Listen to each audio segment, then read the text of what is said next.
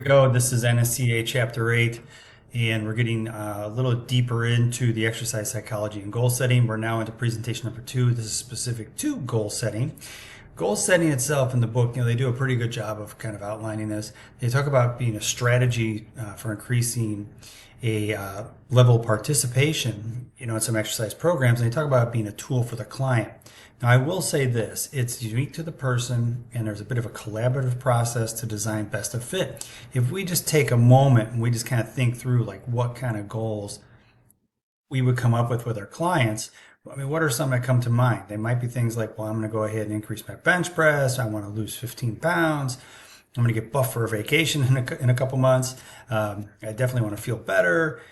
Maybe squat, a couple farm animals. I'm going to go ahead and try to keep a 5-day-a-week routine as best I can, as long as I can, and become more flexible, and maybe even run a 5K. So you look at these and you kind of broadly categorize these into a couple different, or to two main categories. One is qualitative and one is quantitative. You look at increasing your bench press, there's a numerical value to that. You can quantify, for example, you want to lose 15 pounds, but like getting buff for vacation, that's a little bit nebulous. As a trainer, you may have to help your client with what that actually looks like. Feeling better is very subjective to the person. So there's kind of objective and subjective measures when you talk about goal setting, when you work with clients or athletes or people in physical therapy. As a trainer, you'll certainly have your goals and things you want to do with your client, but this should be a collaborative effort to help find the best of fit for that client. So the goal setting itself, you'll have like a long-term goal that you might have when you first sit down with a client. You say, okay, I want to do this from now until the end of the year, or now until June 1st or July 1st, if we want to go ahead and do like a half a calendar year. You'll have this broad-based, big picture, long-term goal, which is great. But you may have to break that up into little smaller, almost like benchmark kind of goals that you have that are challenging in the near term. They have to be proper. They can't just be little goals that you can just knock over without much of a problem, or knock off without much of a problem. And it should be stepping stones to the bigger goal itself. So if some client wants to lose 60 pounds, you might not be so focused on trying to bench press 315. You might be more focused on them being able to walk at a faster pace, or maybe be able to do more high intensity interval training. So it kind of has to fit and suit the big picture goal. Now, granted, bench pressing might be part of that picture, but it won't be the main key component of the picture. And there has to be some feedback, right? So you as a trainer or a coach, you have the ability to provide verbal and nonverbal feedback in the context of your sessions with your clients as well as athletes. You'll have, when working with a client, you can provide feedback regarding, okay, great, you want to lose 60 pounds. A short-term goal will be X, Y, and Z over the next couple months. And you can provide both positive and negative feedback to help the person while they're kind of stepping stone and hopping from goal to goal to goal on a much larger objective. So the idea is this, you're trying to impart some kind of understanding or realization of success or failure to be able to elicit a response. Now, granted, there could be a corresponding emotional response that could be positive or negative. It could be either if somebody fails on their goals, but it becomes a conversation like how you navigate that conversation with your client to be able to then say, okay, you didn't actually hit your first target here in terms of weight loss or bench press strength. Maybe we can look at our programming or understanding better how we can implement these short-term goals. Now, the purpose of a long-term goal, you want to provide that meaningful, big picture pursuit. And it's, in a way, it's kind of the North Star, right? It provides a direction and focus that people keep their eye on very much as they're going through the doldrums of a training session with you. 6 months out is a long time, and you kind of get lost in the details as you're working towards that 6-month mark, unless you have a very clear and well-defined goal. And to a certain degree, those smaller goals that I mentioned earlier, those short-term goals, they reinforce the message regarding the longer-term goal. So it should be part of that, where they're symbiotic and they work together. The thing that they point out here, which I think is great, is a trainer can assume that a goal selected by a client has a high value of meaning and purpose because it sets a direction for all the short-term goals.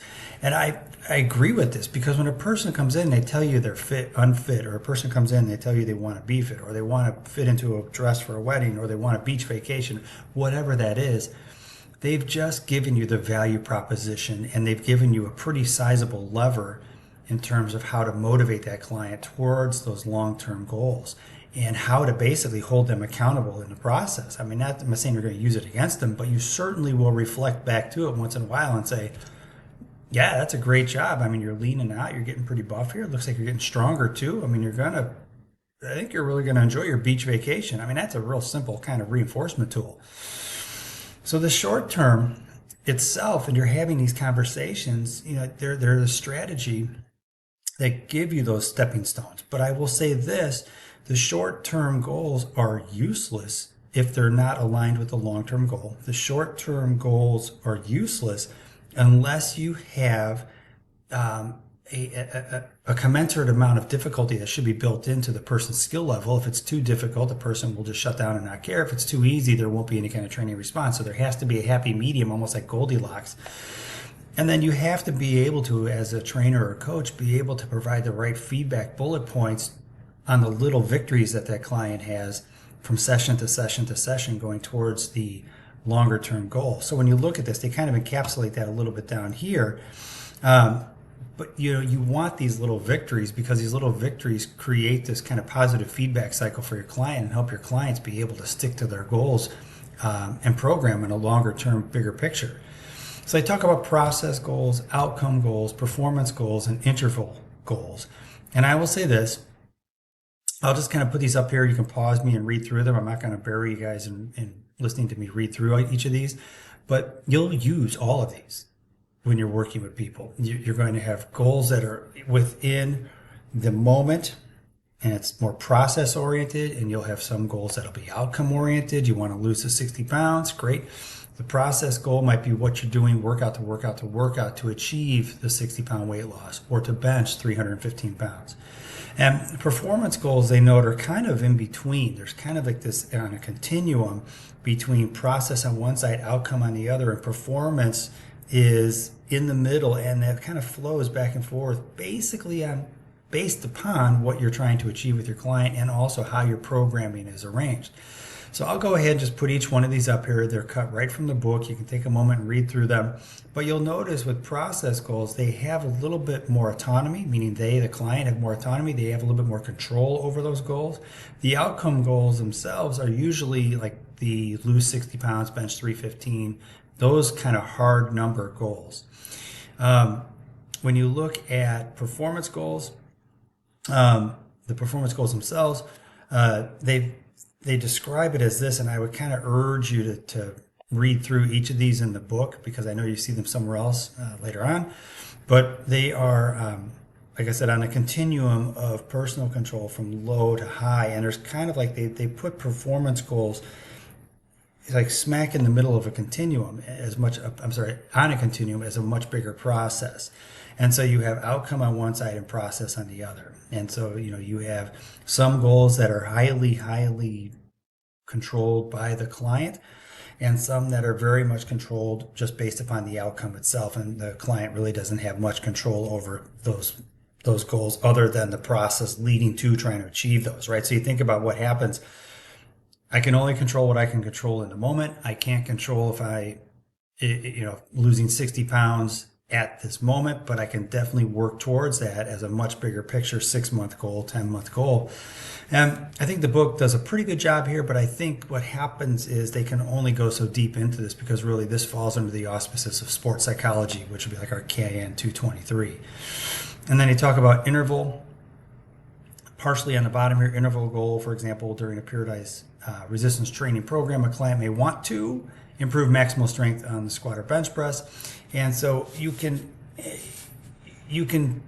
take the person's 1 rep max performance today, and in a week they work out again, you can calculate out their 1 rep max performance. Then a week after, 1 rep max performance again, and you can kind of map out their performance increases over the course of 12 weeks, 10 weeks, 8 weeks, whatever your programming is. But those are interval type goals that you would use to help evaluate where your client is. And that falls back to, oftentimes when you look at 1 rep max, 4 rep max, maybe 3 rep max, you're basically trying to calculate out where that person is in terms of their performance. And it's a matter of being able to evaluate what would be there. And we've talked about this in other classes, what their floating maxes or their training maxes at any given time. So the key you have here is kind of diversified goal setting, and it comes into diversified program. We talked a little bit in the previous presentation, in terms of when you're working with your clients to get the best results for like depression, you want to have diversified programming. But to that end, you're probably going to have some diversified goal setting. And I will say this, when you work with people who are in that kind of silo of being depressed or have other, if you will, neurotransmitter issues, where perhaps they're suffering from anxiety or depression, you may have to temper some of these goals because they become almost like barriers and anxiety anchors for some of your clients. So you have to be kind of deft at how you negotiate that with your clients. But if we look at this, we go back to this conversation, some of the goals that we talked about before that come to mind, there's a variety here. There's a variety between these goals. Some were objective, some were subjective. Some had shorter duration, some had longer duration. If you look at it, some are very much in terms of the repetition of workouts or consistency of workout. Some are just very much subjective to the person. Very much others are objective. I'm going to try to increase my bench press or lose 15 pounds. So just note the variety with this, and the variety will change for each client that sits across the table from you when you do your initial consultation. With task involved versus ego involved, clients kind of, they have a level of ability to start off an exercise program. And at the moment, they really don't have an understanding of how much they can lift, how much they can push around, or how fast they can run or walk, etc., without becoming fatigued or failing, if you want to say it like that. So they look at first kind of like their own environment, but eventually they start to look outside themselves and see what other people are doing in the gym. What happens is you have to be able to work with your clients and say, yeah, absolutely, that person can bench press a ton of weight or they're super strong. But look at what happened here with you. I mean, you've already put on 20 pounds on your bench press, on a seated chest press. Look at what's going on with you. You have to kind of put the light back on the person and not on others around, because you'd rather have individuals who are more focused on how they started and how they've progressed in their own context, in their own, and their own self, if you will, as opposed to comparing themselves to others. Now, granted, the competition sometimes is fierce in terms of how we compare ourselves to others, but I will tell you, you may have to talk some people off the ledge and get them more task involved and ego involved. And you help them do this by coming up with some of these real simple ways they've heard before in terms of having SMART goals. They have to be specific, measurable, action-oriented, realistic, and time-bound, and none of these have anything to do with other people, right? Not a one.